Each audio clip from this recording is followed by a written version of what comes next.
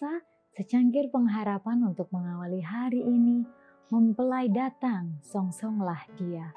Karena itu berjaga-jagalah sebab kamu tidak tahu akan hari maupun akan saatnya.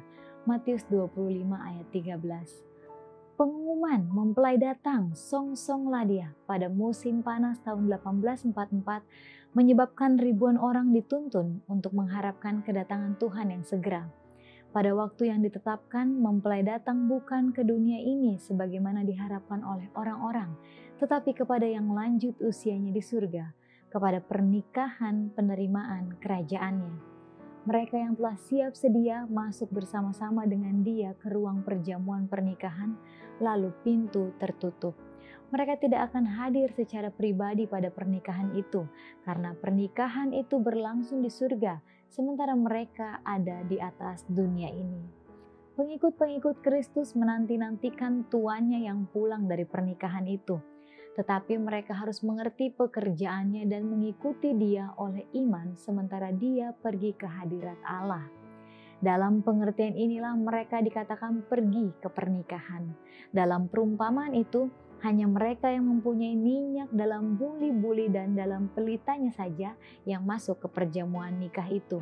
Mereka yang mengerti kebenaran Alkitab dan juga yang mempunyai roh dan karunia Allah, dan yang pada malam pencobaan paling pahit mereka telah dengan sabar menunggu menyelidiki Alkitab untuk terang yang lebih jelas. Mereka ini melihat kebenaran mengenai tempat kudus di surga dan perubahan pelayanan juru selamat. Dan oleh iman mereka mengikuti jalannya dalam pekerjaannya di tempat kudus di atas.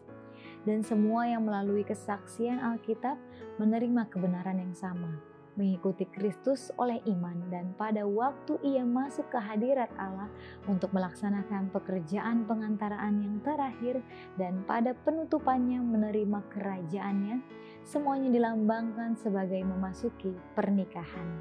Dalam perumpamaan Matius 22, gambaran pernikahan yang sama diperkenalkan. Dan penghakiman pemeriksaan dengan jelas digambarkan terjadi sebelum pernikahan. Sebelum pesta pernikahan mulai, raja itu datang untuk menemui tamu-tamu, untuk melihat kalau semuanya memakai pakaian pesta, jubah tabiat yang tidak bernoda yang dibasuh dan diputihkan dalam darah anak domba. Ia yang ditemukan kurang dibuang keluar, tetapi semua yang setelah diperiksa ditemukan memakai pakaian pesta pernikahan, diterima oleh Allah dan layak memperoleh bagian dalam kerajaannya dan tempat duduk di atas tahtanya. Pekerjaan pemeriksaan tabiat ini yang menentukan siapa yang bersedia kepada kerajaan Allah adalah penghakiman pemeriksaan, pekerjaan penghabisan di bait suci di surga. Demikianlah renungan kita pada hari ini. Selalu mulai harimu dengan secangkir pengharapan.